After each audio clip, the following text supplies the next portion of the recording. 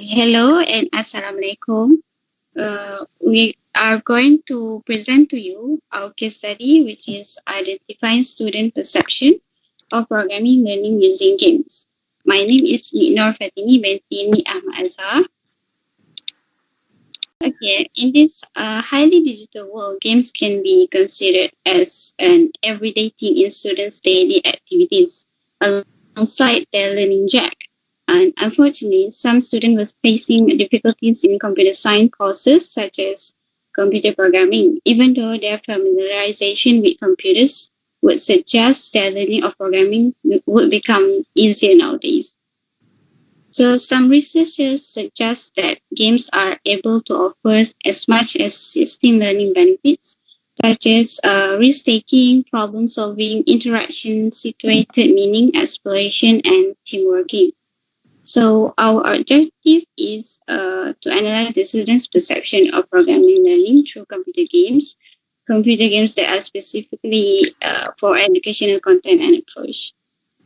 So, and online surveys were conducted about educational games, perspective, and effect in terms of thinking skill. Next.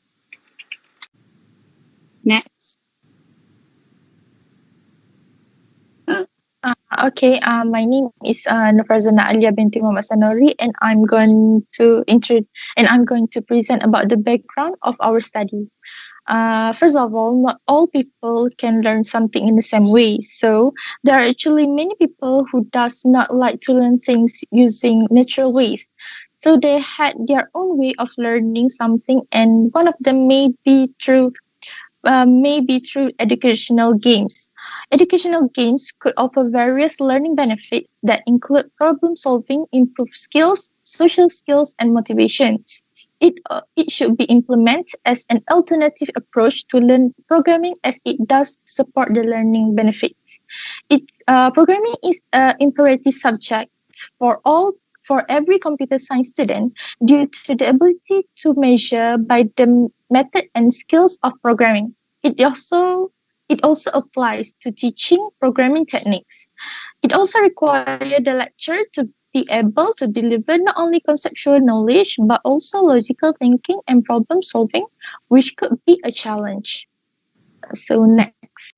Hi, my name is Fathimah Hasanti, and I will explain about the methodology that we use in our project. So in this project, we use primary data sources and online survey to take the response from the respondent. And the purpose of why we use online survey is because the information can be gathered automatically, so that can ease us, also the respondent, to answer our questions. To achieve our goal in this project, we use the descriptive data statistic. The population are undergraduate student. It's the same with the sample. It was also from an undergraduate student from Universiti Teknologi Malaysia, but because of our main discussion in this project is about programming, so we can only collect a response from the student who majoring in computer science, because not all courses in UTM have a programming subject in it. Next. Okay. My name is Puteri Syaza Kamarini, and I would like to present about our project, our graphical presentation for our project. Okay, we can see that we have done our box plot, pie chart, and also bar plot for our project. Next.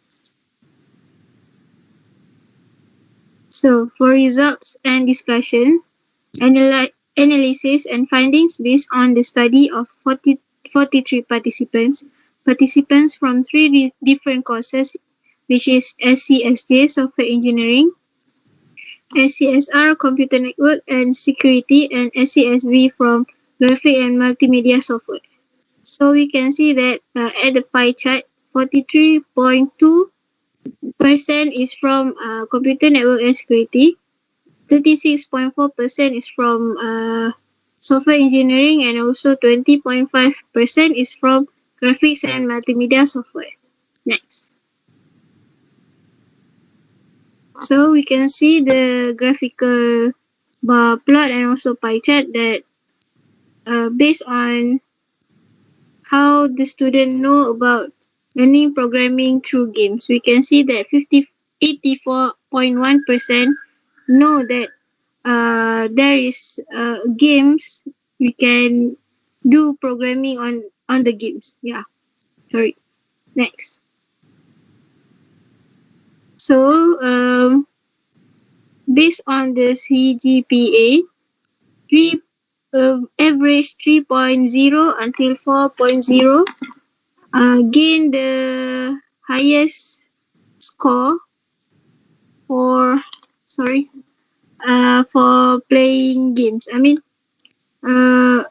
students who play games mostly averagely they get 3.0 until 4.0 in their CGPA. Okay. The gray graphical representation is, we can see that hours taken by students to play games. This graphical presentation is based on courses. So we can see SCSJ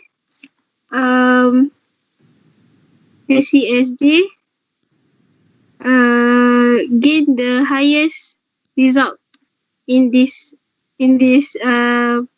survey. So next, the major participants were from year 1 and year 2. Most of the students were informed about the existence of programming that based on percentage of students' acknowledgement. Male students have more interest towards games and female students. The majority of students took delight in playing games and only a small minority not. Many of the students who like to play games for learning have higher score on their CGPA.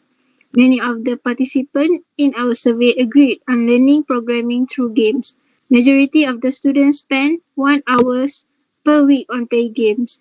Male students are the dominant player games, spend 11 or 21 hours per week than female students. Next.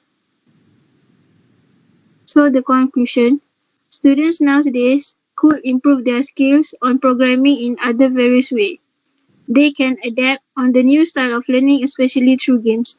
However, this might be applied for some students because the traditional way of learning is still needed to the students.